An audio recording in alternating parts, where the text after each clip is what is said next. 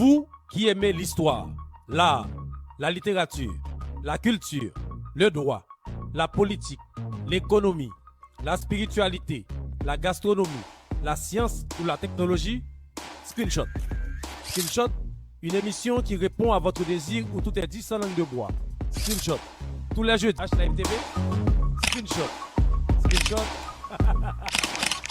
Screenshot, chérie. Mesdames, Messieurs, chers téléspectateurs, bonsoir. Bienvenue. Toujours votre émission Screenshot, l'unique en son genre. Chaque jeudi, n'oubliez pas, toujours sur la chaîne haïtienne H-Live TV. Vous savez, donc, le mois de mars qui a été décrété par la télévision, c'est le mois de femmes. C'est pas 8 mars, c'est pas une journée, mais c'est le mois tout entier. Donc, pour cela, nous avons toujours l'honneur d'inviter 2 femmes. Et aujourd'hui, certes, j'ai 2 femmes avec moi. 2 femmes, nous allons parler du 8 mars, la lutte des droits des femmes. Et puis en même temps, il y a d'autres questions. Le thème qu'on va choisir aujourd'hui, le thème qu'on va débattre, c'est faudrait-il renforcer la participation des femmes aux instances de décision mondiales? Quelle question, quel thème? C'est ça qu'on va voir. Est-ce que c'est les hommes qui doivent toujours occuper les postes dans, je ne sais pas, dans les instances de décision mondiale? Avec nous, nous avons Madame Maryse, c'est docteur. Vous savez déjà qu'elle est... Elle remplit pas mal, elle occupe pas mal de postes. Mais avant tout, elle est chercheure, enseignante, diplomate, parce qu'elle travaille à l'UNESCO. Donc, mais c'est elle, en quelque sorte, que je dis bonsoir et bienvenue. Bonsoir, Maryse. Bonsoir, professeur Chéri. Je vous remercie infiniment de cette invitation. J'en profite pour saluer aussi les téléspectateurs et téléspectatrices de H-Live TV. Dis-moi, je dis Maryse, enseignante, chercheur, diplomate, et quoi encore? Autrice. Dites-nous, qu'est-ce que en quelque sorte, Maryse pouvait nous dire, en quelque sorte, sur vous-même? Vous êtes chercheur, vous êtes enseignante, vous êtes quoi encore? Ben, je pense que professeur Chéri, vous avez tout dit. J'ai pas tout dit. J'ai pas tout dit. J'ai pas tout dit. Dites-moi. Je suis titulaire d'un doctorat en relations internationales et diplomatie stratégique. Voilà. Voilà, je suis également enseignante-chercheur. Je donne de mon temps à l'Institut Thales Afrique qui se trouve au Sénégal, à Dakar. Donc, j'enseigne à cet institut la thématique sur laquelle je travaille avec les étudiants qui sont en Master 1, Master 2. C'est relations internationales et organisation internationale dans la coopération. Comme vous savez, ma thématique principale, c'est la coopération sud-sud. J'ai déjà 2 bouquins en ce sens. Le premier qui a été sorti le 28 décembre 2023, ça fait déjà presque 3 ans. D'accord. Et le deuxième vient de sortir le 26 février dernier. Donc, ce qui fait de moi une autrice également. Très bien. Mais en matière de bouquins, là, il n'y en a plus? Tout a écoulé? Non, au contraire, vous pouvez les trouver chez mon éditeur, L'Harmattan, sur Amazon et toutes les libraires en ligne. Vous pouvez trouver mon bouquin. Disons Merci. Un bouquin maintenant. Mais, oui, c'est vos bouquins. Voilà. Merci, Madame Maryse. Mais toujours, nous n'avons pas qu'une seule femme, nous avons une deuxième. Madame Suzette Noël Montpéos. Bon, on connaît déjà présidente association, certes, une femme engagée dans la communauté.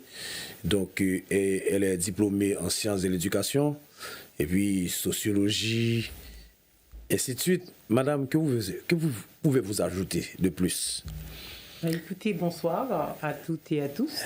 Ce soir, c'est un plaisir de me retrouver avec vous, avec les téléspectateurs d'H-Live, ainsi que ma chère Maryse Cyprien, dont j'ai le plaisir de partager le plateau ce soir. Alors, qu'est-ce que je pourrais dire un peu plus? Je pense que vous avez tout dit. Non, vous êtes gestionnaire aussi, je crois. J'ai pas tout dit.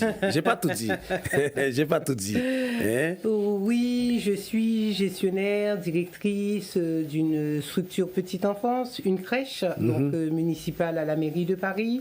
Je participe dans beaucoup de projets au niveau de la direction de la famille et de la petite enfance.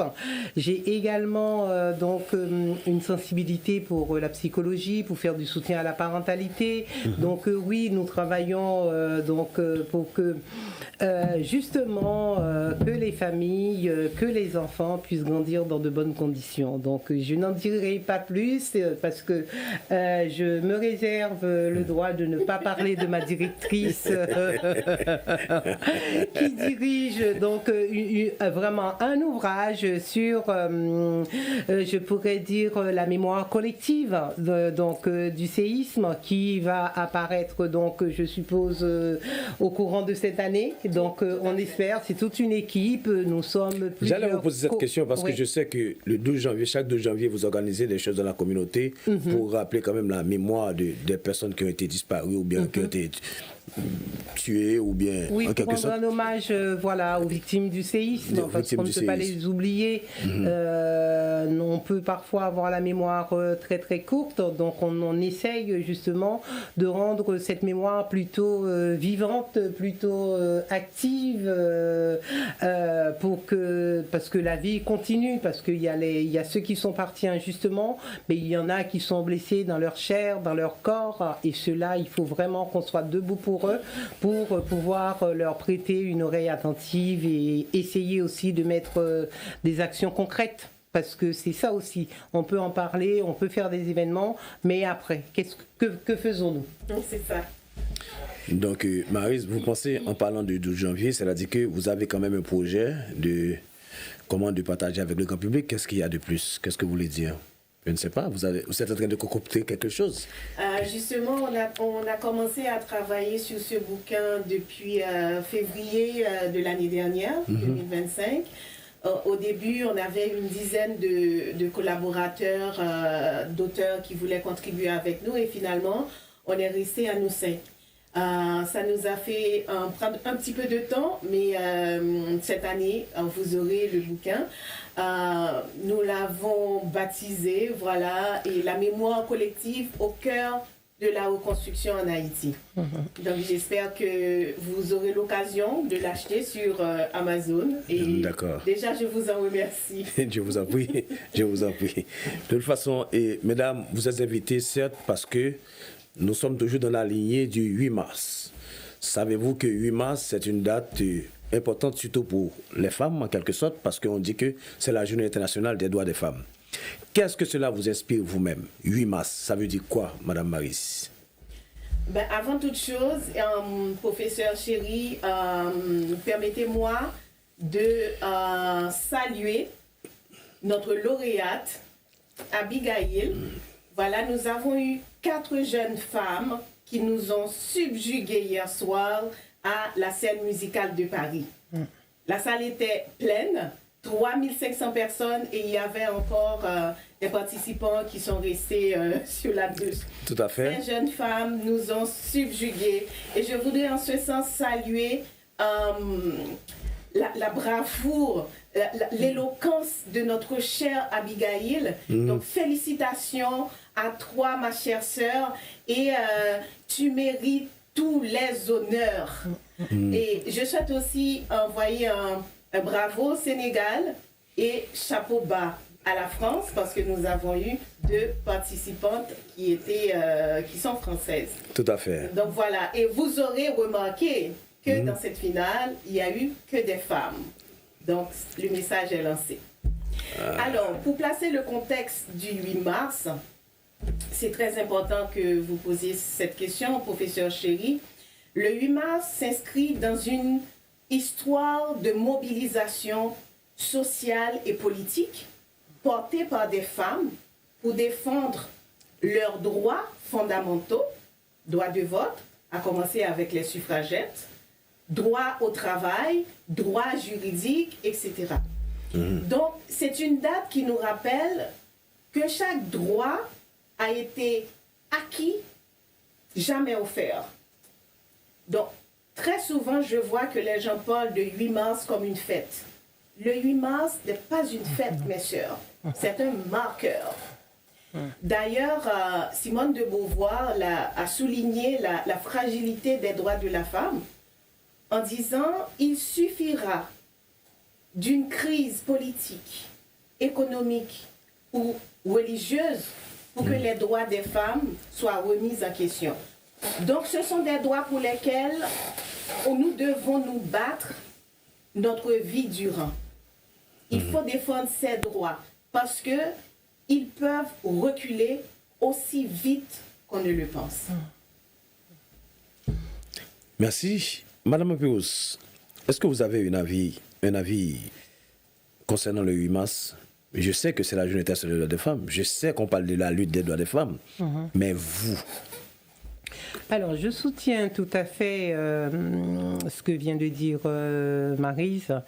Et déjà, nous ne sommes pas là pour faire donc un bilan parce qu'il reste encore beaucoup de combats, beaucoup de choses à faire. Mais nous ne sommes pas là non plus pour voir que le verre est toujours à moitié vide. Donc, ce qui s'est passé hier soir, nous pouvons être fiers. Nous pouvons dire que nous avançons. Nous n'avons pas encore gagné complètement la bataille. Et c'est une bataille qu'on ne va jamais gagner. Et cette bataille, c'est une bataille qui se fait au quotidien. Et ça, dans tous les domaines de notre vie de femme. Donc, le combat continue. Nous ne lâchons absolument rien. Et nous restons vraiment en veille. Je vois que vous avez évoqué la victoire et l'éloquence de Abigail hier soir. Certes, c'est une jeune femme, donc réellement, la télévision fait son travail correctement parce que très bientôt, vous allez découvrir, comment dire, et tout ce que Abigail presque a fait ici, parce que normalement, la télévision travaille dessus. Donc, on va partager ça avec tous les téléspectateurs. Abigail, certes, une jeune femme de 21 ans qui a quitté Jacmel, elle a expliqué, et elle a parlé de son parcours, comment elle arrive en France, parce que c'était difficile de quitter Haïti pour venir jusqu'ici. Et je crois que c'est par rapport à ça aussi qu'elle a touché la sensibilité des membres du jury. Donc, normalement, parce que quand vous arrivez, quand elle est arrivée, vraiment, elle ne voulait pas citer le nom du pays, mais je sais que c'est la République dominicaine. Parce que quand elle est arrivée là-bas, maintenant, on a laissé tout le monde passer, et elle a raté son vol. On ne voulait pas qu'elle, parce qu'elle a un passeport haïtien. C'est ça qui est choquant. Et elle a défendu l'IA pour dire que réellement, l'IA, c'est pas une mauvaise chose. Parce que c'est nous, c'est humains, l'inégalité, c'est du côté des humains. Parce que normalement, ce sont les humains qui causent des dégâts, des inégalités dans la vie. Parce que l'IA ne regarde pas si vous êtes homme ou femme, ou si vous êtes blanc ou blanche ou noir, etc. Mais regarde, elle a subi déjà par rapport à tout ça en venant ici en France. Voilà comment elle a raté son vol. On ne voulait pas parce qu'elle avait un passeport haïtien. Donc, c'est bien de parler à Abigail parce que elle a fait flotter en quelque sorte notre bicolore hier soir encore et à la scène musicale. Chapeau à Abigail, sans oublier Wagens, c'est l'accompagnant, le coach, son coach, et puis tout le staff d'Eloquentia, parce que c'est un travail vraiment exceptionnel. Vous parlez de 4 femmes, 7, parce qu'il y avait et la Sénégalaise Diena Dabo, donc elle a été aussi impeccable. Elle a été très très impeccable.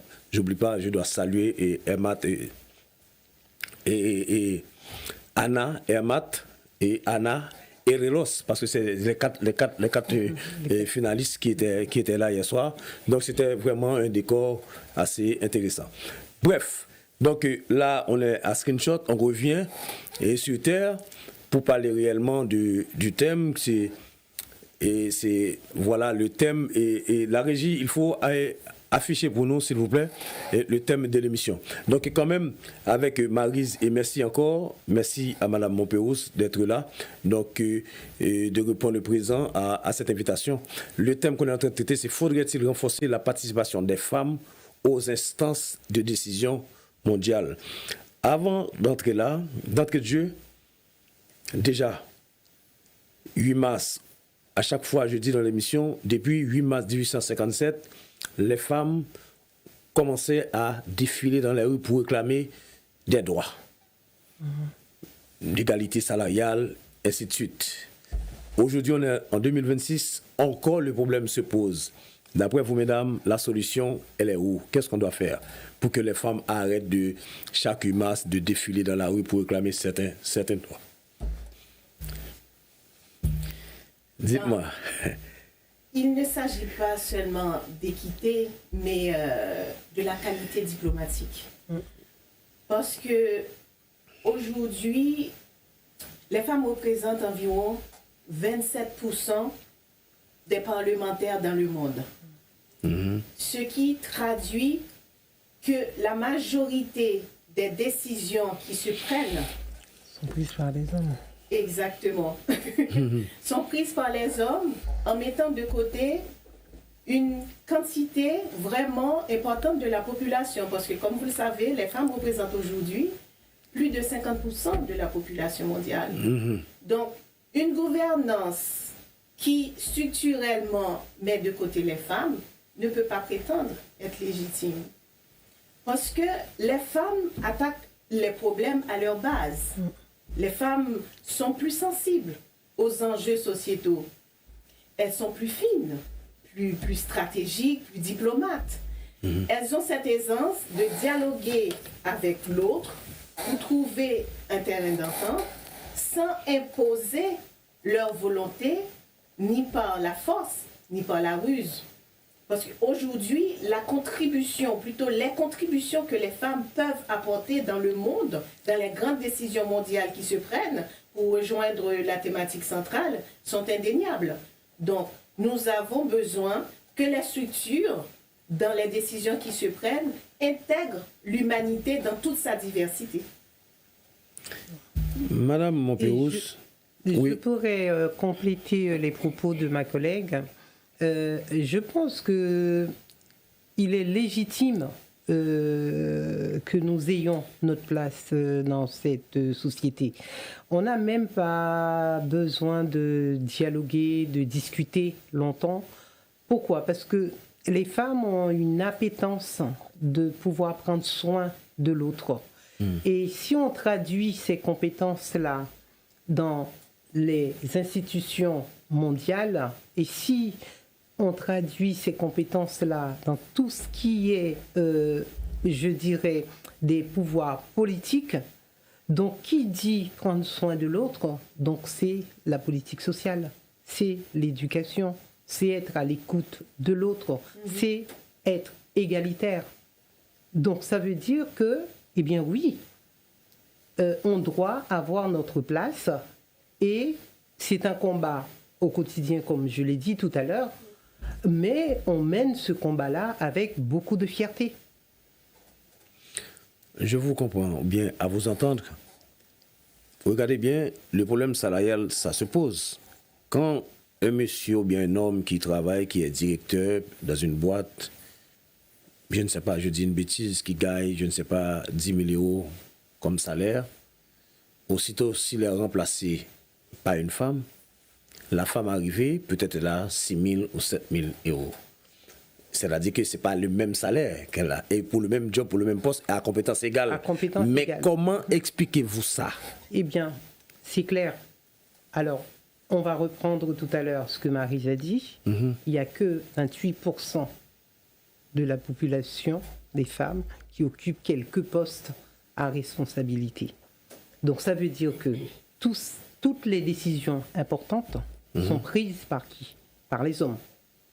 Donc, étant donné qu'il y a toujours eu, je pense, un souci d'éducation des petits garçons par rapport aux petites filles, peut-être, et tant qu'on ne prend pas les taureaux par les cornes, ça veut dire que l'éducation va repenser l'éducation du petit garçon et de la petite fille, et on va apprendre au petit garçon que la petite fille est égale au petit garçon, que la petite fille n'est pas une menace pour le petit garçon. Eh bien, en grandissant, puisqu'il va avoir une parité, eh bien cette parité va permettre à ce que les salaires soient revalorisés et que chacun puisse avoir cette place dans cette société. Contrairement à ce que on pourrait croire, nous savons déjà que nous, en tant que femmes, nous avons le pouvoir. Ah ouais? Et nous ne représentons pas une menace pour vous. Ah, madame, il faut... Bon, je vous écoute. Ben oui, donc comme nous ne représentons pas... Monsieur, il ne faut pas appeler à l'émission, c'est bien, monsieur, c'est bien, c'est juste... Elle vous taquine, mais restez tranquille. Non, mais... La force est calme, je sais. Voilà, donc pour le coup, nous, on est tranquille, on est des forces tranquilles. Eh oui. Et donc, quand on voit les inégalités donc, au niveau des salaires, donc comme vous disiez tout à l'heure, compétences égales, salaire, on Inégal. gagne moins. Donc, c'est pas normal. Mais tant que ce sont les hommes et que l'éducation ne soit pas à la hauteur de pouvoir remettre les pendules à l'heure, eh bien, cette inégalité va continuer à se creuser. Et le 8 mars, c'est pour combattre justement ces genres d'inégalités. Est-ce que, Maryse, d'après vous, est-ce que le problème se pose par l'éducation? Mais tout commence par l'éducation. Et les inégalités sociales commencent déjà au foyer. Comme l'a bien expliqué ma collègue Madame Montperousse, il faut commencer dans le foyer à donner l'exemple. Il n'y a pas un enfant qui est plus valorisant que l'autre. D'accord. Parce que c'est même pas aujourd'hui, depuis près d'une décennie, c'est ça la lutte par rapport au plafond de salaire.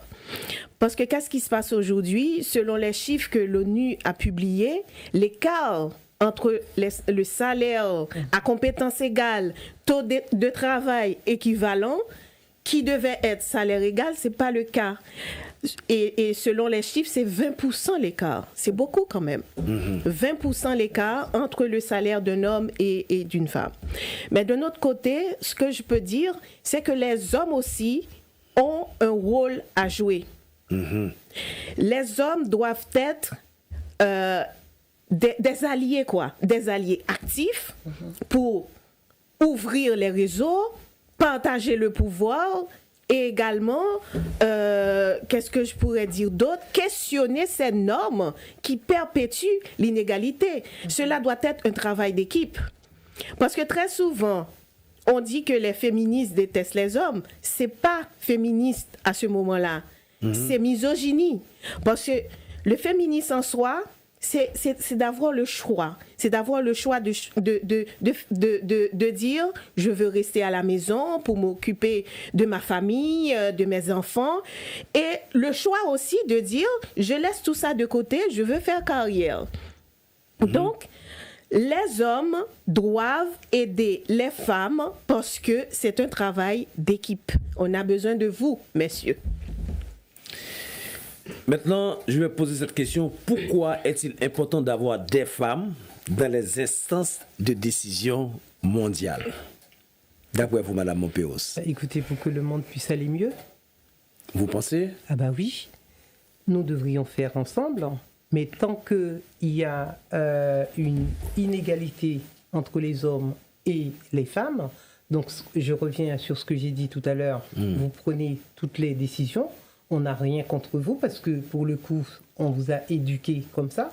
Vous avez cru que le pouvoir vous appartient, donc on est en train de lutter pour pouvoir prendre encore une fois une petite part du gâteau. Et on ne veut pas une petite part en fait, on veut une part égale.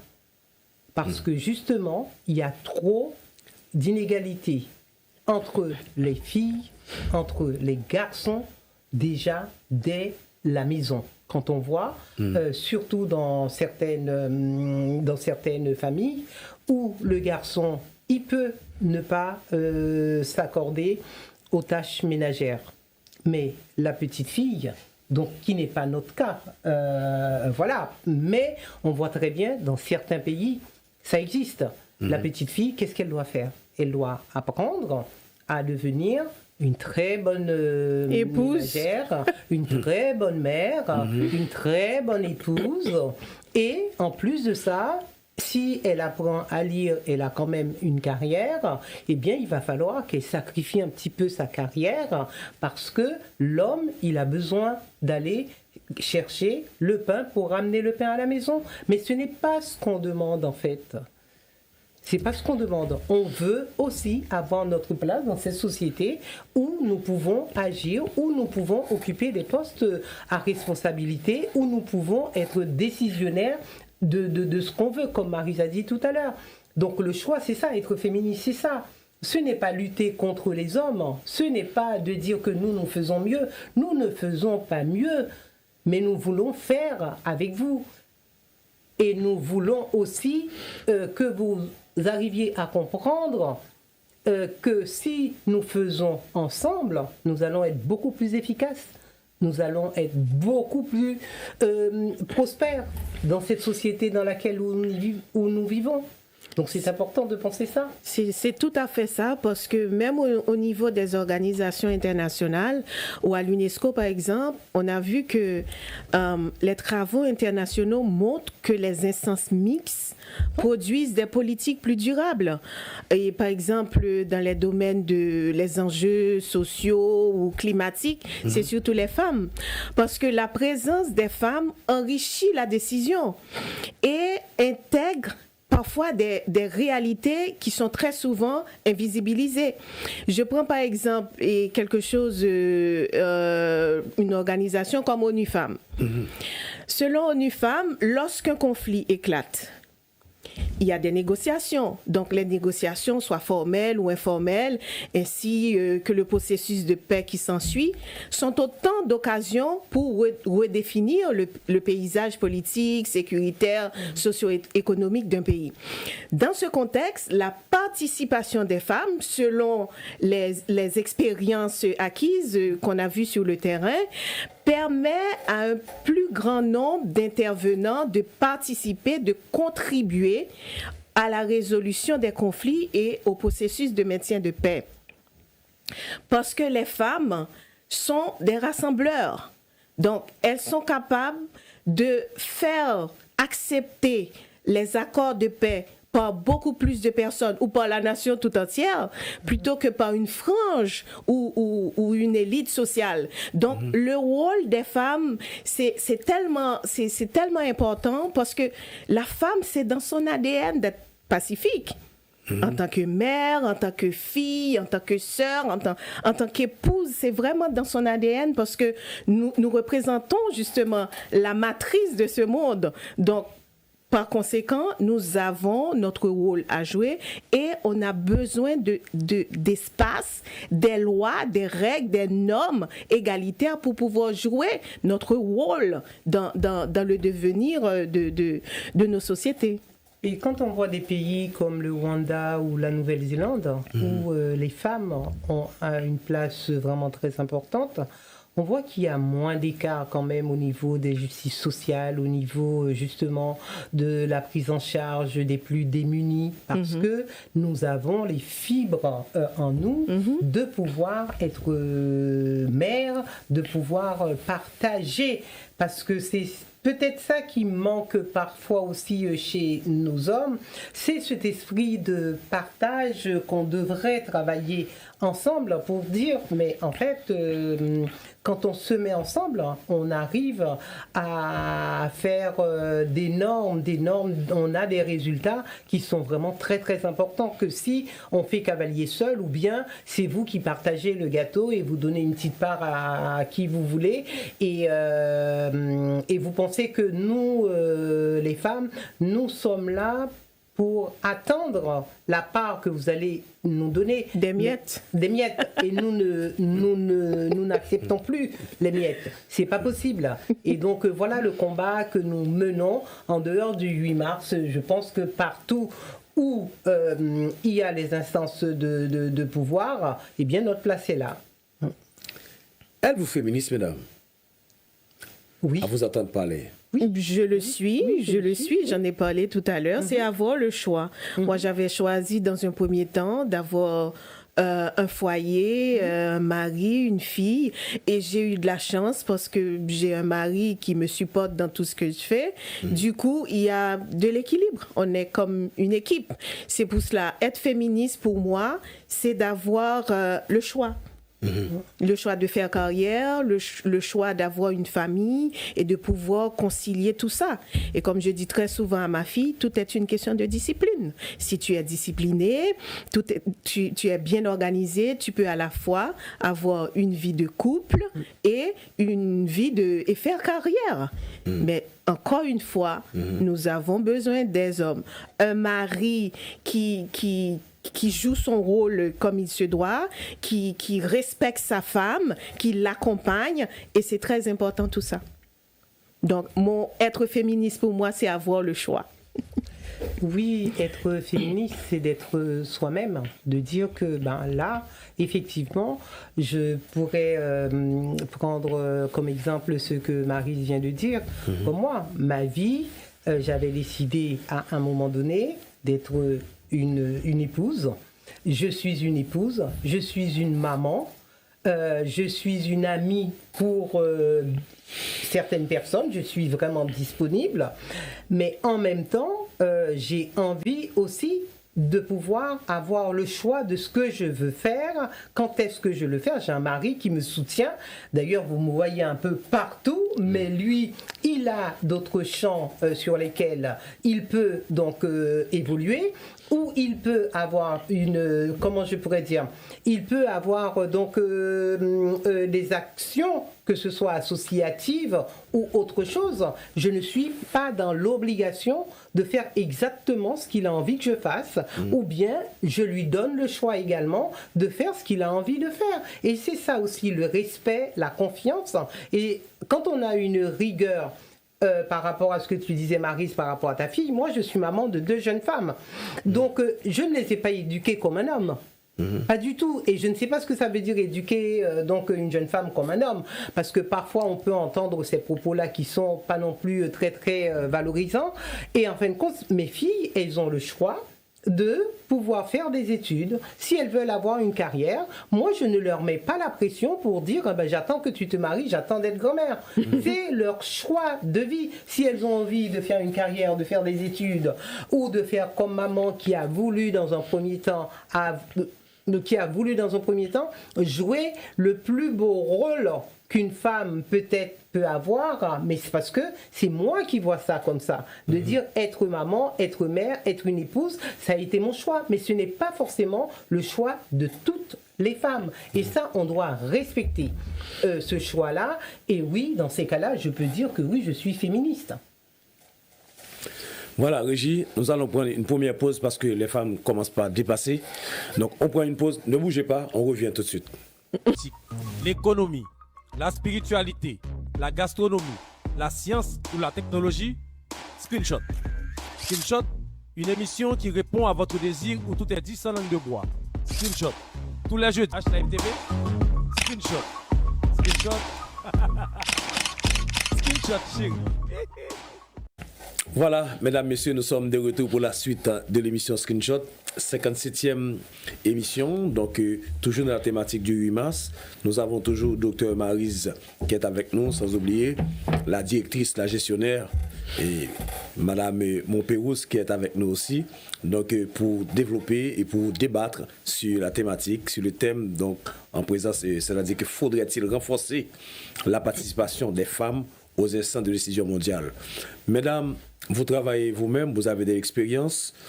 Je ne sais pas ça fait combien de temps depuis que vous êtes dans l'administration, mais quand même, dans votre environnement, au boulot, comment voyez-vous ça? Est-ce qu'il y a assez de femmes, vous estimez, ou bien est-ce que les cas, comment vous pouvez nous parler dans votre environnement? Maryse, vous êtes à l'UNESCO. Vous rencontrez des gens, vous frottez avec des gens. Donc, dites-nous, est-ce que vous estimez qu'il y a assez de femmes dans cet espace-là? Merci, professeur Chéri, pour cette question. C'est une très belle question. Et heureusement, avant-hier, j'ai participé à une rencontre d'un réseau de femmes diplomates. Donc, j'avais pris quelques notes. Eh bien, Si je prends le cas de l'UNESCO, il y a seulement sur les 193 États membres, on était 194, les États-Unis ont décidé de partir, voilà. Donc, sur les 193 États membres, il y a seulement 65 femmes ambassadeurs, c'est pour vous dire. Mais on considère déjà c'est un bon chiffre. Parce qu'il n'y avait pas tout ça avant. 65 ambassadeurs sur 193 environ, 33%, c'est déjà pas mal. Donc, on respecte la parité des 30%. Des 30%. Voilà. Ensuite, dans ces structures, très souvent, les femmes sont confrontées à des biais systémiques, surtout quand elles sont devant la scène. Elles, non seulement à des biais systémiques, mais également à une exposition médiatique différenciée et à une exigence de légitimité plus élevée que leurs homologues masculins. Les femmes ne sont pas seulement confrontées à des obstacles structurels, mais elles évoluent dans une structure historiquement construite pour elles, mais sans elles. Parce que très souvent, ils essayent de nous caser dans des moules qui ont été construits depuis toujours, mais qui ne cadrent pas avec l'évolution des femmes, la situation des femmes. Parce qu'aujourd'hui, les femmes peuvent faire carrière. Comme on l'a dit dans la première partie de l'émission, on a le choix de rester à la maison ou de faire carrière. Qu'est-ce que j'ai constaté également? Nous devons faire 3 fois plus d'efforts pour prouver notre valeur, notre légitimité. Alors qu'un homme, dans une entreprise, peut passer toute sa journée à boire du café, à papoter au téléphone, et quand finalement il ouvre sa bouche pour raconter très souvent des balivernes, on pense qu'il est crédible. Et très souvent, il raconte que des bobards. Tandis qu'une femme, on exige d'elle rigueur et précision. Elle est constamment en train de passer un examen jusqu'à souffrir du syndrome de l'imposteur. Tellement il y a des questions qu'on lui pose, ce qu'on attend d'elle. Donc, on questionne constamment son bon droit, alors que nous avons le droit d'être là. D'accord. C'est ça que je vois dans mon environnement et c'est questionnable très souvent. Qu'en est-il de Mme Pérouse? Alors, j'ai plusieurs casquettes. C'est vrai que dans mon champ professionnel, je n'ai pas forcément ce souci-là, parce que dans la petite enfance, évidemment, comme ça représente le soin à la personne, c'est l'éducation, et puis on ne gagne pas beaucoup d'argent dans ces domaines-là. Donc pour le coup, il n'y a pas beaucoup d'hommes. Okay. Mais par contre, l'autre casquette où je peux donc être une citoyenne, où je n'occupe pas forcément un poste au niveau de la politique en France, mais je côtoie de près donc les politiciens, je côtoie de près donc les institutions, et là je vois les postes à responsabilité. Et évidemment, il y a un écart énorme entre les femmes et les hommes. Et ça, c'est dommage, parce qu'on voit très bien ce que ça peut, d'où ça peut nous ramener, de voir qu'il n'y a pas cette réflexion masculine en disant, mais là, il va falloir qu'on essaye de faire ensemble, qu'on essaye de faire avec. Et c'est vrai, Maryse, elle a tout à fait raison. On a le devoir, nous, de toujours justifier, de pouvoir dire, eh bien là, oui, mais je suis là, mais j'ai ma place. Pourquoi je dois toujours être en train de me défendre ma place, me battre pour dire, je suis légitime, donc ma place est là. Pourquoi vous auriez un peu plus de place que l'autre? Et c'est pour ça, tout à l'heure, je parlais de l'éducation, mais ça, je pense que c'est peut-être la base de pouvoir accompagner les petits garçons et les petites filles. Et là, il y a énormément de travail qui se fait justement à ce niveau-là, surtout dans mon domaine de compétences, où on va justement sensibiliser les familles au niveau donc, de penser l'éducation égalitaire entre les petites filles et les petits garçons, parce que c'est vraiment important. Mesdames, ça me vient à l'idée en écoutant parler, donc il y a des grandes instances internationales, telles que l'ONU, l'OEA, CARICOM, G20. Est-ce que vous avez une idée de la parité dans ces institutions-là?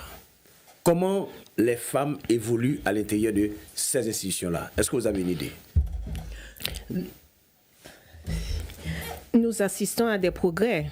Comme vous pouvez le voir, nous assistons à des progrès, mais il reste structurellement insuffisant. Je vais peut-être vous étonner. Non, je suis déjà étonné. Il y a des progrès, mais insuffisants. Insuffisant. Vous n'êtes jamais satisfait, Ben, je vais vous étonner, vous allez voir pourquoi j'ai dit que c'était insuffisant. Dites-moi. À l'ONU, Oui, en 80 ans d'existence, d'accord. aucune femme n'a occupé la fonction de secrétaire général des Nations Unies. Aucune. Sur les 48 candidats recensés depuis sa création en 1945, seulement 8 ont été des femmes. Et pendant les 60 premières années de son existence, aucune candidature féminine n'a été formellement prise en considération. Parce que les femmes n'ont pas posé de candidature à ce poste. Non. Actuellement, cette année, c'est la fin du mandat du secrétaire général des Nations Unies, Antonio Guterres.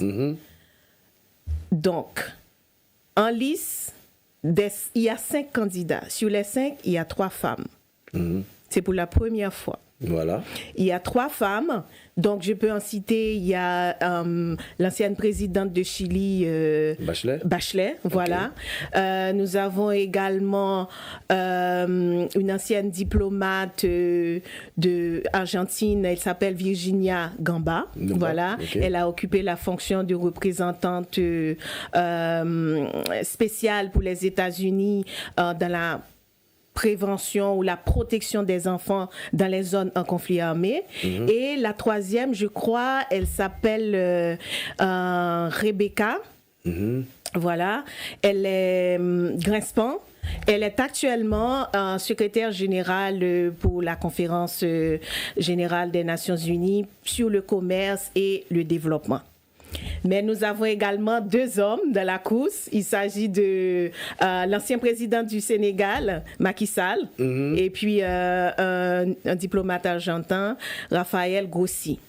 Donc, dans les couloirs diplomatiques, donc officieusement, on est en train de se poser cette question.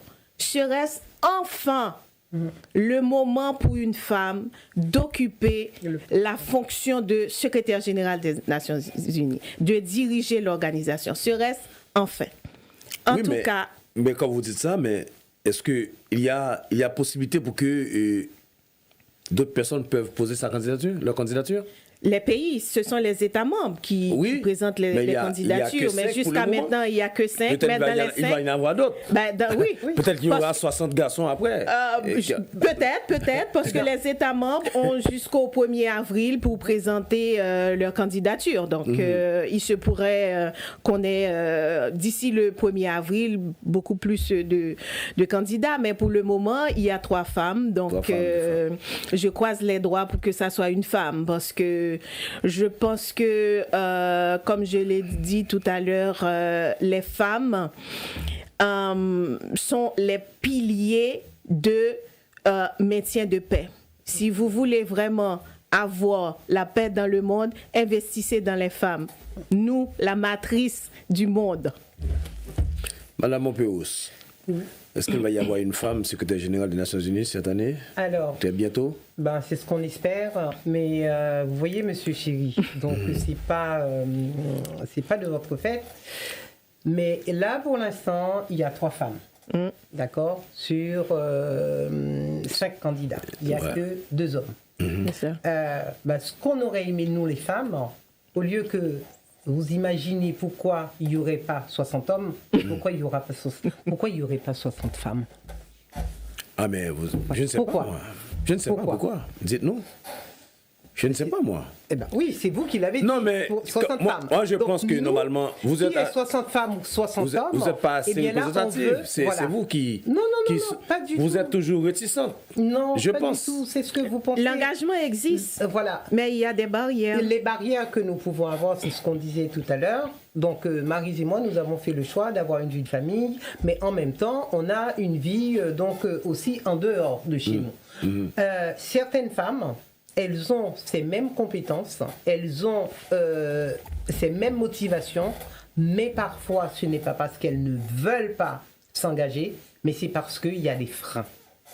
Les freins, ça peut être justement, on parlait des inégalités au niveau des salaires, on parlait aussi comment on peut avoir des hommes qui ne comprennent pas du tout la répartition des tâches domestiques. Et donc, pour le coup, ces femmes-là, eh bien, elles sont limitées dans leurs actions.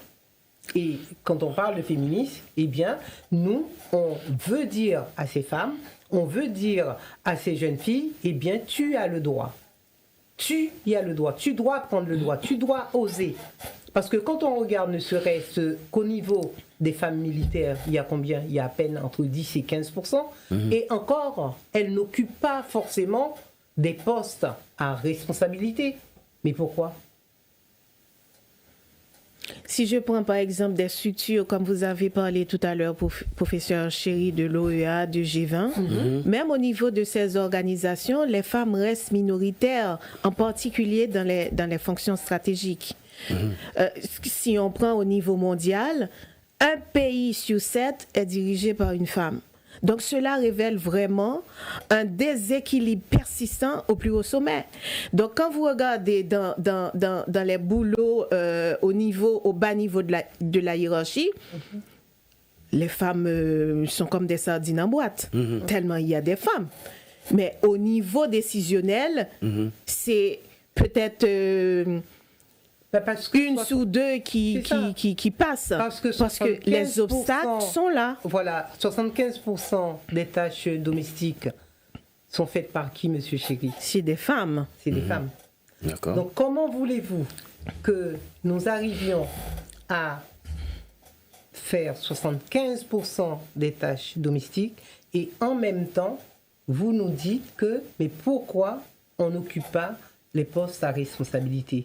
Mais si on tranche les 75%, vous en prenez 50, on en prend 50, alors là, le monde ira bien mieux.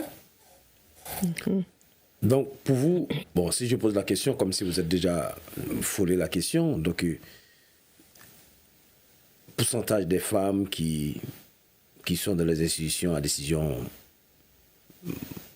mondiale, donc vous estimez que le pourcentage il est très faible? Oui, le pourcentage est très faible. Et puis, tout à l'heure, vous avez parlé de quotas. Le quota ne corrige pas une injustice. Seulement, il corrige un déséquilibre historique.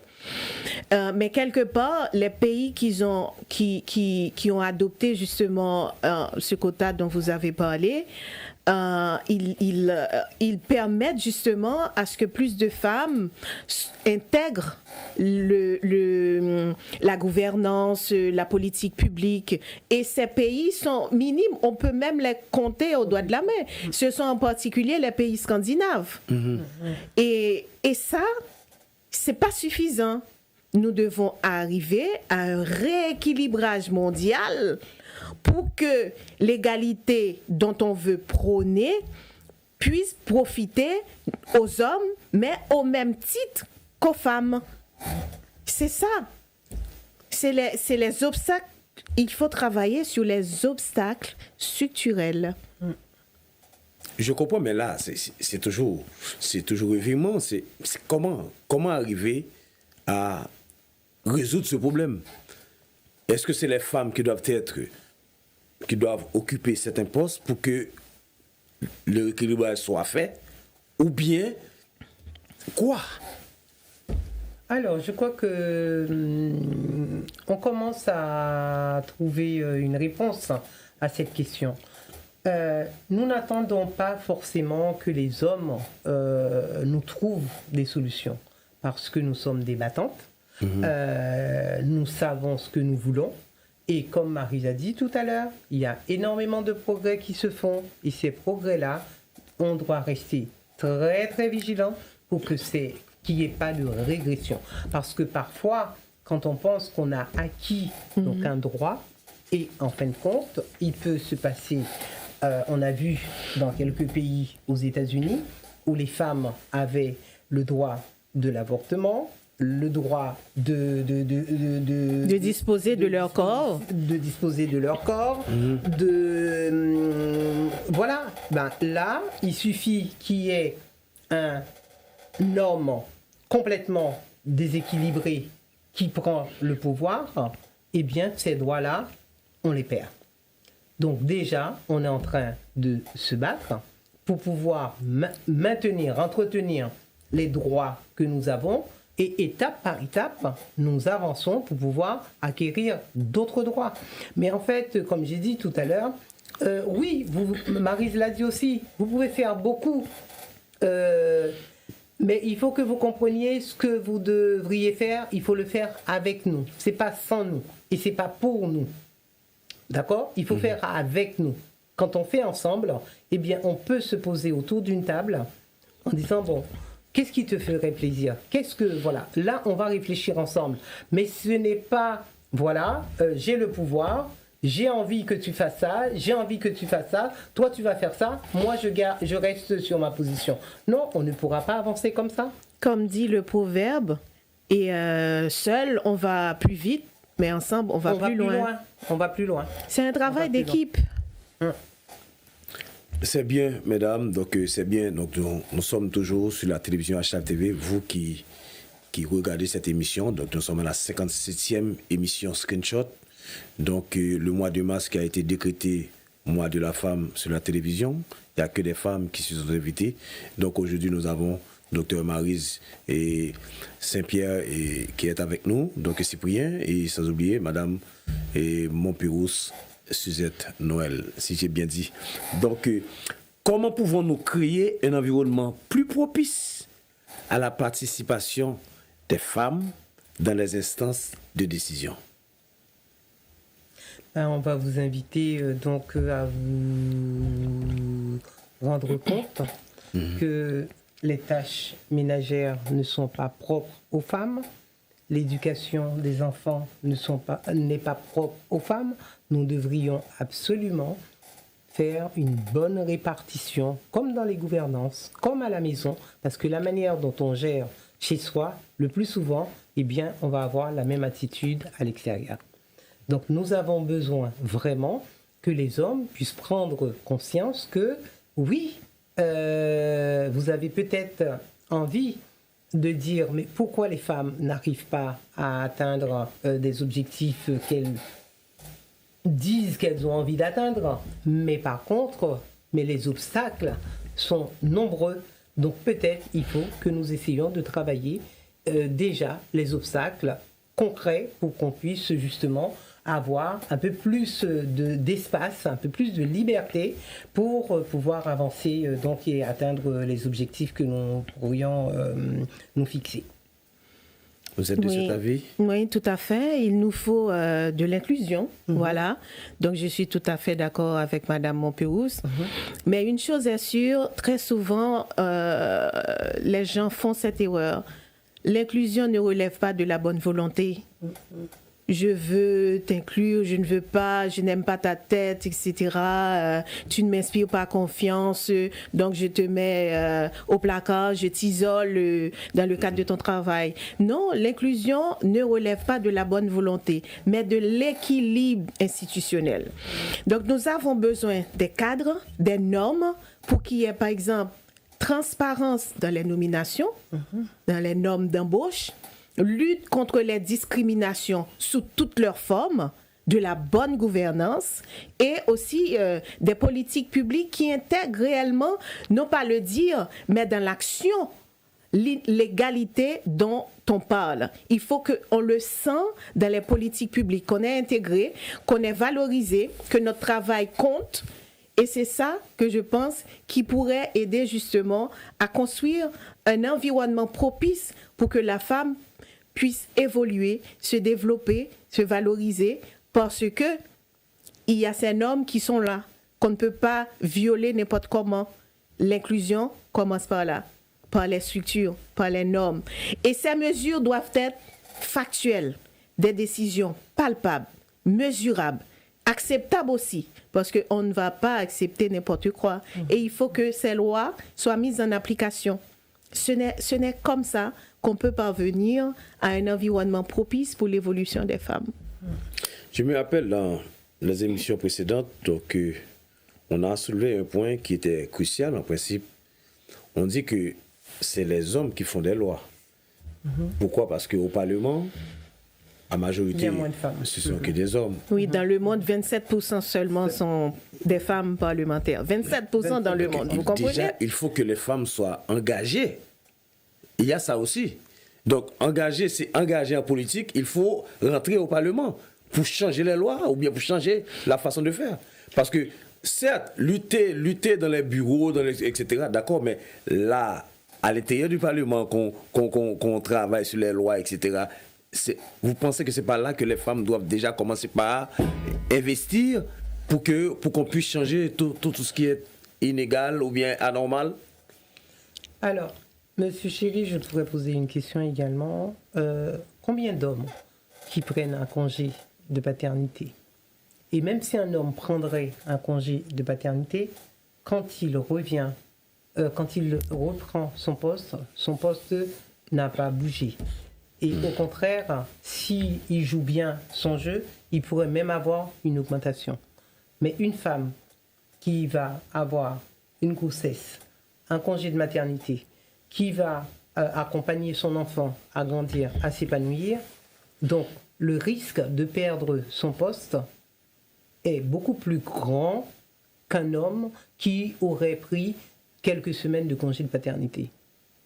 Donc est-ce que vous pensez que avec ce fonctionnement d'hommes, la motivation des femmes est moindre pour pouvoir occuper des postes au Parlement? C'est une question que normalement on essaie de poser. Je ne sais pas si les téléspectateurs ont la réponse, mais que l'on veuille ou non, je pense que quand même, et moi l'essentiel c'est d'encourager les femmes à s'engager dans la politique de manière à intégrer le Parlement pour inverser la courbe. À mon avis, c'est un conseil. Après, je ne sais pas, beaucoup de femmes, il y a moins de femmes dans la politique, vous savez déjà. Oui. Toutes les femmes ont, je ne sais pas, un petit peu peur de ne pas faire la politique, etc. Alors que c'est la politique qui mène le monde, c'est la politique, c'est là qu'on prenne les décisions. Donc, comment pouvez-vous inverser le rôle si on n'est pas à l'intérieur du Parlement, à l'intérieur de l'exécutif, à l'intérieur du gouvernement? Je ne sais pas. Les femmes veulent participer, veulent contribuer à la politique de leur pays. Mais encore une fois, il y a des obstacles structurels. Par exemple, on a manque de financement, parce que professeur Chéri, si vous avez un ami homme, et moi par exemple, je viens vous voir un bon matin, je vous dis, je vais faire de la politique, j'ai besoin d'un partenariat, aidez-moi à faire des levées de fonds. Est-ce que vous allez tout de suite m'accompagner et lui, vous le laissez de côté? Vous allez réfléchir, vous allez vous dire, lui, en tant qu'homme, il a plus de chances de réussir, n'est-ce pas? C'est pas ce que vous allez dire? Vous allez plutôt accompagner la femme. Vous n'allez pas réfléchir à plusieurs alternatives. Ou même si Monsieur Chéri ne va pas poser cette question-là, mais qu'est-ce que ton mari en pense? C'est ça.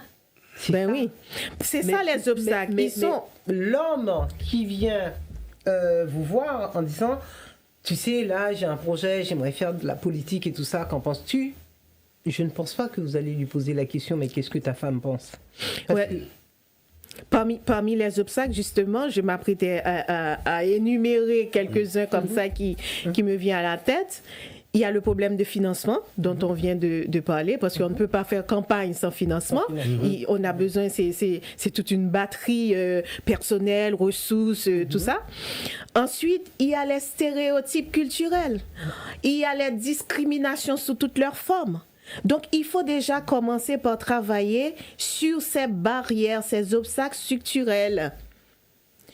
Il faut qu'il y ait, comment on appelle, que les femmes puissent avoir accès à ces réseaux exécutifs, à ces réseaux financiers. Elles doivent avoir accès également à du mentorat, à tout ce qui peut aider à réussir leur candidature, leur campagne. Pas seulement de dire, OK, oui, les femmes peuvent. Oui, les femmes sont intéressées. Elles sont intéressées à participer à la vie politique, économique de leur pays. Il faut agir sur ces obstacles structurels pour qu'elles puissent avoir sa place, l'accompagnement qui est nécessaire à toute candidature, à toute campagne. Encore une fois, les femmes veulent participer à la vie économique de leur pays, mais elles ont besoin d'accompagnement financier et de casser les codes et d'avancer sur des bases solides. Non pas de dire oui, les femmes, elles ne sont pas intéressées, elles veulent rester à la maison. Non, ce n'est pas ça du tout. Oui, il y a tous les stéréotypes de genre. C'est ça. Et je crois que ça, c'est vraiment un obstacle que nous essayons justement de franchir. Et ce n'est pas toujours évident. On voit très bien dans les instances politiques, le plus souvent, un homme, comme disait Marie tout à l'heure, va prendre la parole, il va dire 3 fois rien, il va avoir le soutien de ses pairs. Et une femme, elle doit vraiment lutter pour pouvoir avoir une place. Et même si, comme Marie disait, sa parole, eh bien, c'est une parole qui est vraiment importante. Mais elle doit lutter. Elle doit dire 3 fois plus pour dire, non mais j'ai besoin de votre écoute là. J'ai besoin de votre aide. Mais en fin de compte, cette aide, on ne devrait même pas la demander. Mais pourquoi on doit demander une aide, tandis que je suis légitime, tandis que je suis compétente, et j'ai le savoir comme vous, et donc il n'y a aucune raison que j'ai à me battre davantage pour occuper une place qui m'est due. Exactement. C'est pas normal. Imaginez une femme qui, je ne sais pas, qui occupe un poste de haut niveau. Quand je parle de haut niveau, je parle de la politique. Est-ce que vous pensez qu'elle peut diriger comme un homme? Quand on dit comme un homme, avec des poignes, etc., prendre des décisions? Les femmes, je ne sais pas si vous vous rappelez de Margaret Thatcher. C'était une femme, c'est une femme, c'est pas un homme. Pourtant, à chaque fois qu'on parle d'un premier ministre anglais, on dit toujours, toi, tu es une Margaret Thatcher parce que tu diriges bien. C'est équilibré. Il n'y a pas de, comment dire, de biais systémique quand c'est une femme qui dirige. Il y a l'inclusion. Tout le monde se sent bien. Et elle est un modèle. Ensuite, Madame si Merkel. je prends juste... Tu m'as arraché la chose. J'allais vous dire, pendant la période Covid-19... Bah oui, Madame Merkel, bah oui. Quelle dirigeante avait une meilleure approche de la gestion de la pandémie ou même de la crise migratoire? C'était Merkel. Donc, la question ne se pose même pas, professeur Chéri. Nous sommes capables. Nous avons juste besoin plus d'espace, plus de légitimité. Parce que nous sommes capables, nous avons de la valeur et nous pouvons diriger mieux. Parce que nous dirigeons non seulement avec notre tête, avec notre cœur. Et en parlant de diriger, quand vous regardez autour de vous, monsieur Chéri, je pense ne pas me tromper, il n'y a que 10% seulement de femmes qui sont des PDG dans les grandes entreprises. C'est là le bas blesse. D'accord. C'est là le bas blesse. Bah Pourquoi Ben oui. Pourquoi ça? C'est systémique, c'est historique, c'est construit comme ça. Donc on doit se battre contre ça justement. Le système est là. C'est pas une question d'homme ou de femme. Le système effectivement a été construit avec l'appui des hommes. C'est pour cela l'appui des hommes. C'est pour cela que je vous dis tout à l'heure, c'est un travail d'équipe.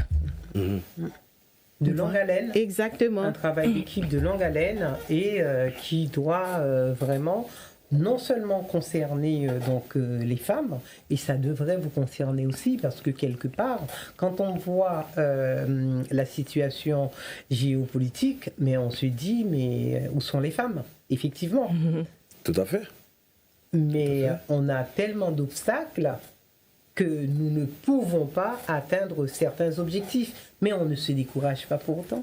Et on est à côté de vous en plus. Hein? Quels sont les avantages économiques qu'on va avoir dans une boîte qui recrute une femme ou bien plus de femmes que des hommes? Vous pensez qu'il y a un avantage? Oui. L'efficacité. On est très efficace dans tous les On domaines. est multitâche. On est voilà. Oui, organisé. Ah, mais Oui, on est multitâche, organisé. Multitâche, ouais. Ben oui. Hein? Je me prends par exemple. Polyvalente, Oui. agréable. Ouais. Et en plus, alors, si on devrait décrire nos compétences, monsieur Chéri, si on devrait décrire les choses que nous pouvons faire, une femme, elle peut être mère. Alors, donc c'est ce qu'on lui demande parfois, être une bonne mère, une bonne épouse, d'avoir une bonne carrière professionnelle, d'être bien éduquée. Donc, on nous demande beaucoup, mais on y arrive quand même. On a des limites, effectivement, mais c'est pas pour autant qu'on se décourage. Donc, ça voudrait dire, si on n'avait pas ces obstacles-là, mais je crois que le monde nous appartiendrait encore plus. Parce qu'on peut vous faire croire que le monde vous appartient, mais en quelque sorte, c'est nous qui menons le monde, monsieur Chéri. Absolument. Vous estimez? Oui. Pourquoi vous dites ça? Comment pouvez-vous ça? Comment c'est les femmes qui mènent le monde? Comment ça? Les femmes donnent la vie. Les femmes prennent soin. Les femmes, comme dirait Marie tout à l'heure, les femmes sont à l'écoute du monde. Les femmes sont des ambassadrices de paix. C'est ça. Les femmes sont à l'écoute, sont des négociatrices, mais vraiment hors pair. Et nous avons des stratégies saines. Voilà. Peut-être qu'il y a quelques femmes, on ne va pas non plus enjoliver. Dans toute règle, il y a des exceptions. Voilà, bien exactement. entendu. Mais puisque par rapport à la stratégie que nous pouvons mener, eh bien, nous pouvons effectivement faire en sorte à ce que les négociations, à ce que la paix, à ce qu'il y ait un partage équitable des biens dans le monde, eh bien, soit à la hauteur de tout le monde. Et là, on n'est pas comme les hommes, parce que pour le coup, on parle d'équité, pas forcément d'égalité, parce que nous n'avons pas forcément les mêmes besoins. Donc c'est important que les femmes puissent occuper des places et donc des postes à responsabilité et pour toutes ces raisons. L'efficacité, oui, on est très efficace, monsieur. Oui. Déjà, la présence des femmes transforme non seulement les visages du pouvoir, regardez-nous, voilà, mais aussi ses priorités. Parce que, comme je le disais tout à l'heure, les femmes, en tant que matrices du monde, comprennent davantage les enjeux sociétaux liés, par exemple, à l'éducation, à la santé, aux inégalités sociales, à la prévention des conflits. Voilà. Parce que, justement, nous portons en nous l'effet de pacifique. On est pacifique, voilà. C'est, comme je le disais tout à l'heure, c'est dans notre ADN. On ramène beaucoup sur la table de négociation. On est des facilitateurs. Des facilitateurs. Oui, voilà, oui, c'est exactement ça. Exactement. Voilà. Mais en dehors de tout ça, mesdames, est-ce que vous avez, pendant que vous parlez de tout ça, comment voyez-vous le problème? C'est-à-dire que la lutte des femmes en Haïti, Est-ce que vous avez une idée? Comme on est loin d'Haïti, on est à Paris, certes, mais on pose la thématique, la lutte, et c'est-à-dire que la Journée internationale des droits de la femme, comment voyez-vous ça en Haïti? Est-ce qu'il y a le progrès aussi en Haïti par rapport à ça? Si vous avez une idée. Il y a beaucoup de progrès en Haïti. Hein.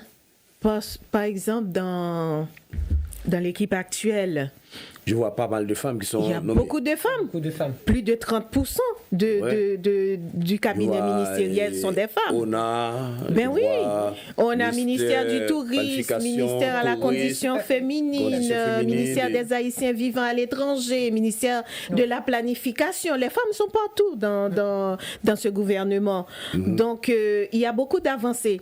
Mais comme d'habitude, il reste toujours beaucoup à faire. Beaucoup à faire. Mais en Haïti, d'ailleurs en Haïti, comme on le sait, c'est les femmes qui portent le pays à bout de bras. Donc on est partout, on est dans les hôpitaux, on est au marché, on est dans toutes les structures du pays. Je pense que en Haïti, ce problème, je peux dire, on a un petit peu d'avance par rapport à c'est bizarre à dire, par rapport à certains pays du Nord. Ouais. Ah ouais? Oui. Il y a beaucoup d'avancées en Haïti, mais comme toujours, il reste beaucoup à faire parce que, comme a dit mon autrice préférée tout à l'heure, qu'il suffit d'un instant, une crise quelconque, quelque chose pour que nos droits, même le droit de disposer de nos corps soit questionnable. Ouais. Voilà. Donc vous estimez qu'à Haïti, il y a du progrès en matière de lutte des droits des femmes. Oui. En matière de Oui, lutte des droits il des y a femmes. il y a des progrès, mais on en a encore besoin de beaucoup plus. Pourquoi? Pour qu'on soit décisionnaire. Parce que le plus souvent, même s'il y a autant de femmes, mais par contre, on est vraiment, par moment, ce sont les hommes, justement, qui dirigent et qui peuvent empêcher, parce que si effectivement il y a autant de femmes dans le gouvernement haïtien, puisque tout à l'heure je disais qu'on est très efficace, donc là on attend l'efficacité. Mais il se pourrait, sans vraiment mettre la responsabilité ou faire un transfert de persécution sur les hommes, mais il se pourrait que ces femmes-là ne sont pas du tout décisionnaires. Comment les hommes peuvent-ils soutenir la participation ou l'évolution des femmes dans les instances mondiales? Salaire égal. Oui, à compétence égale, à taux de travail à taux- équivalent, exactement. salaire équivalent. Voilà. Et que cet écart de 20% dont parle l'ONU, qu'on puisse arriver à l'éponger au fur et à mesure. On ne va pas se voiler la face aussi. Tout ne va pas se faire d'un coup. C'est étape par étape. Donc c'est tout ce qu'on demande. Et que les hommes participent de manière plus active. Plus actif et plus responsable aussi, parce que le plus souvent les femmes ne sont pas forcément si bien traitées que ça.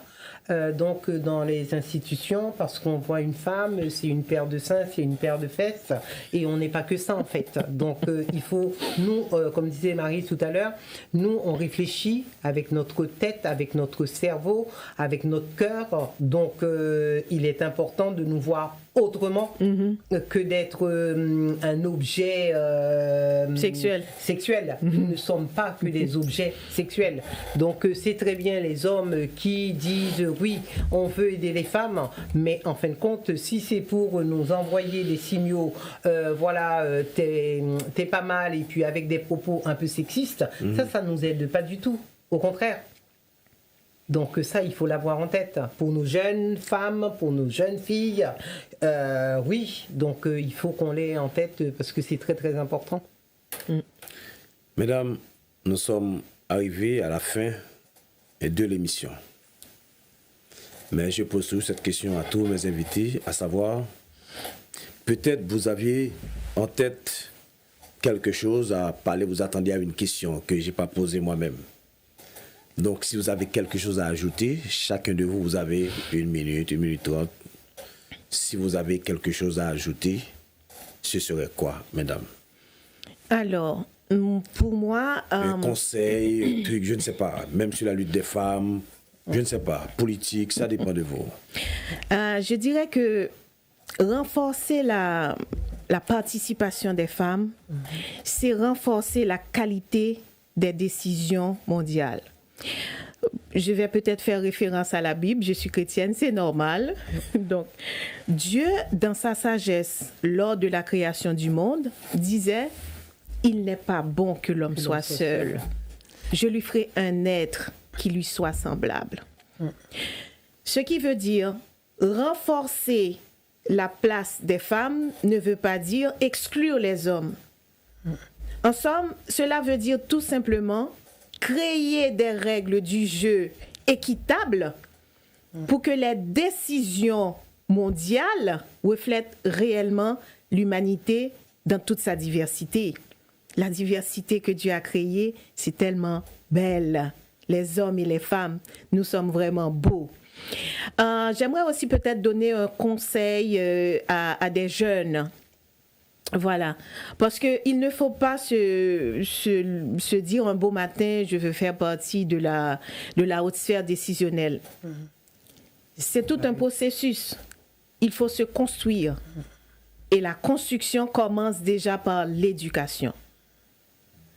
Ma collègue à côté de moi, ma sœur, mon Pérouse n'arrêtait pas de le dire. L'éducation, c'est très important. Donc, tout commence par l'éducation, mais une éducation de qualité. Avec l'expérience que vous allez acquérir tout le long, ponctuée de la compétence indispensable à toute responsabilité. N'attendez pas que les structures pensent à vous. Allez. Voilà, Osez. les structures n'ont jamais été là pour vous. C'est à vous de prendre le lead. Soyez audacieuse, ambitieuse positivement, hein? OK? Et puis, par-dessus tout, il faut être engagé, déterminé. Et je suis certaine que les opportunités viendront à vous. Merci. Madame Péo, si vous avez quelque chose à ajouter, ce serait quoi? Oui, alors, oui, Dieu nous a créés à son image et donc, du coup, il a vu que l'homme était plutôt très malheureux sans qu'il y ait quelqu'un donc à côté de lui. Donc, il a pris une côte. Mais je dirais aux hommes, en fait, c'est symbolique. Les femmes ne sont pas qu'une de vos côtes. On est égal. On a des compétences qu'on peut partager. On a vraiment des choses à dire ensemble, à faire ensemble. Et il faut qu'on ose donner cette opportunité-là à la jeunesse, parce que quand on voit comment il est important, quand on arrive à faire des choses ensemble, on va beaucoup plus loin. Là, ce soir, Monsieur Chéri, votre émission, vous auriez pu vous asseoir devant vos deux micros. Vous pourriez parler pendant des heures. Eh bien, je ne sais pas si vous seriez efficace. Mais vous invitez toujours deux femmes ou une femme, eh bien, qui a des choses à dire, des femmes qui ont une parole à porter. Et cette parole, eh bien, elle est cruciale pour que la jeunesse puisse avoir sa place et prendre sa place.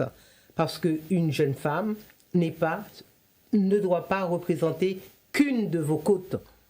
Donc on est entière, vous êtes entier et on a envie d'avancer avec vous et on a envie de faire avec vous. Et les jeunes femmes et les jeunes filles, effectivement, comme m'a dit ma collègue, que j'adore, donc je pense qu'il y a l'éducation, une très bonne éducation, une éducation positive, une éducation où vous pouvez aussi vous y retrouver et en même temps où vous avez quelque chose à partager, à donner à l'autre. Donc ça demande une certaine rigueur, ça demande une certaine souplesse. La bientraitance et la bienveillance doivent vraiment refléter vos décisions et vos engagements. Merci, mesdames. Voilà comment nous allons prendre fin à cette émission aujourd'hui, parce que depuis le début du mois de mars, nous avons que des invités, que des femmes, pour débattre avec nous sur la thématique 8 mars, Journée internationale des droits des femmes. Donc nous avons traité pas mal de sujets, il y a pas mal de femmes qui sont défilées à l'émission, à la télévision, sur ce plateau-là. Et donc, c'était la dernière pour ce mois-ci, mais ce n'est pas la dernière à la télévision. On espère que le mois prochain, on va changer de tout ça. Peut-être on va attaquer d'autres domaines, mais pour le moment, je tiens à remercier déjà vous, téléspectatrices, téléspectateurs, particulièrement vous, téléspectatrices, parce que vous êtes très enchantés à travers cette émission, vu votre témoignage et votre partage. Donc, je vous demande toujours de rester branchés à la télévision, parce qu'après nous, il y a un autre programme, mais que l'on verra ou non, Screenshot, 57e, c'était avec Dr Maryse et Cyprien, et puis Madame Montpérous et Suzette Noël. Donc, je dis merci encore, merci mesdames, que vous avez répondu à notre invitation. Merci, professeur Chéri. Merci beaucoup à vous et merci à tous ceux qui ont pris le temps de nous suivre ce soir.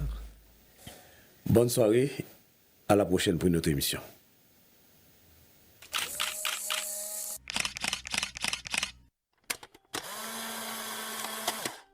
Vous qui aimez l'histoire, l'art, la littérature, la culture, le droit, la politique, l'économie, la spiritualité, la gastronomie, la science ou la technologie, Screenshot.